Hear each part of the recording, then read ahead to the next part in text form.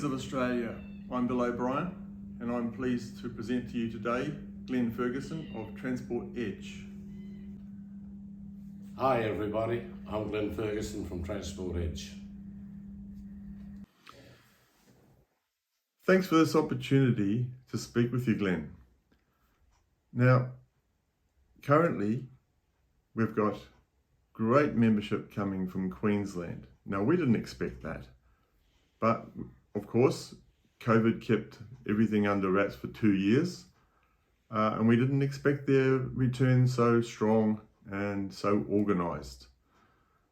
That's great stuff coming from Queensland. Now, however, on the other side, all the way across here to WA, we got problems with people understanding worker representation. We don't know where this misunderstanding comes from, but it's an educational issue, and I want to know if you have any insights into this, Glenn. Good question, Bill. Well, firstly, it never used to be that way. And I think if we're going to examine the question, we have to look at the history of what's occurred in the bus industry in this state. And it's happened all around the country. So what I'm going to say today, I think it's not only pertinent for Western Australian bus drivers, but I think it's pertinent for drivers in Queensland, New South Wales, South Australia, Victoria, Northern Territory. Because the same thing that's happened in Western Australia has happened to all of these workers working in the bus industry. And it commences on the introduction of neoliberal policies into Australia. What was the thrust of these policies that brought about these changes? There was 3 elements to that. Firstly, there was the deregulation of the finance sector. The second element was the selling off of state-owned assets and putting them into private hands. And the third one was to smash up union power, reduce union influence by breaking up a very large workforce. However, Bill, prior to the introduction of those policies changes that I've just spoke about, bus drivers in Western Australia and indeed across the country had their own union structures. Their workplaces were well organised. They had their delegates, they had their secretaries, they had a central administration. Bus drivers controlled their own destiny. The workplaces were more social and drivers had time to discuss their workplace concerns. All of this was supported by well-organised depot structures with a central organisation of officers that dealt with all the concerns on the job, with the employer on the job or in the courts, wherever it had to be. They had a truly working union that they managed. Today's depots have been desocialised and with a workforce comprised of many cultures who simply just don't understand their workplace rights these days.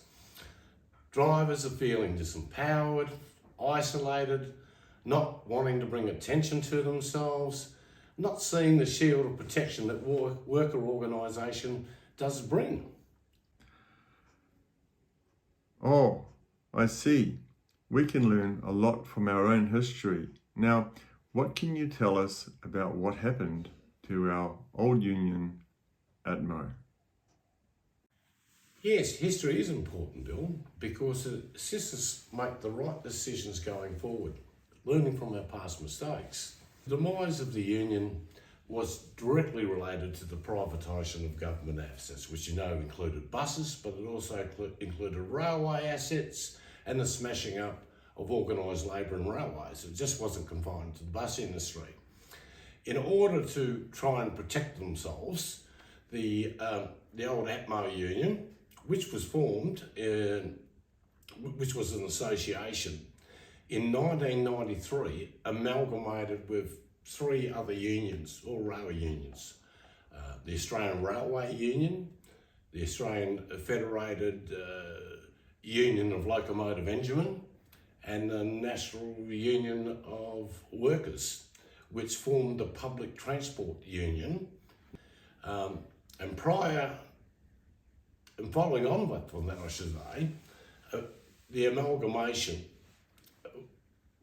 later formed the Rail, Tram and Bus Union, which still today retains the industrial coverage and still can represent bus drivers in Western Australia. Privatisation also included redundancy packages, where a lot of drivers at the time accepted those packages and just left the industry. The PTU was just unable to cope, and it made a decision to hand bus drivers over to the TWU, and that's when it all started to fall apart.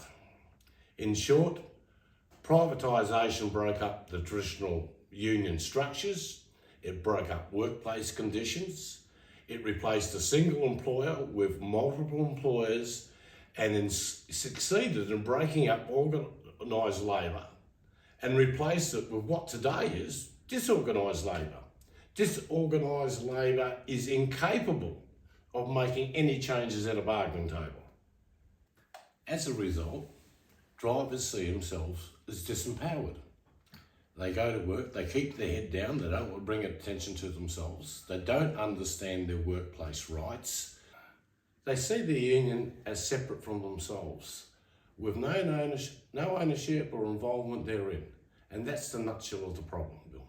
So, how can we help workers help themselves become better organised and better represented in the workplace? It's possible, certainly possible, to turn this situation around. And yes, Transport Edge can definitely assist bus drivers come together, working collectively, in the same way we assist all our member divisions.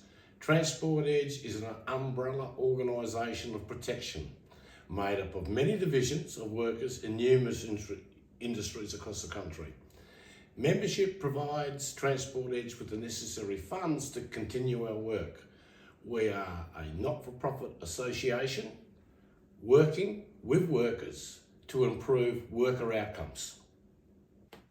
Okay, I think we got the message about membership and how important that is.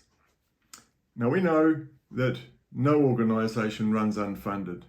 So those memberships are important to us, and it's important to you to know that at only less than $10 a week, if you pay the annual fee, that's great value. Now, if you like what you're hearing, like us on the button below and hit the notification bell. We'll keep you informed. Now, from Glenn Ferguson and myself, Bill O'Brien, we'd like to thank you very much for listening in, and look out for the next edition. By working together, we can make a difference. By working together, we can regain our industrial strength.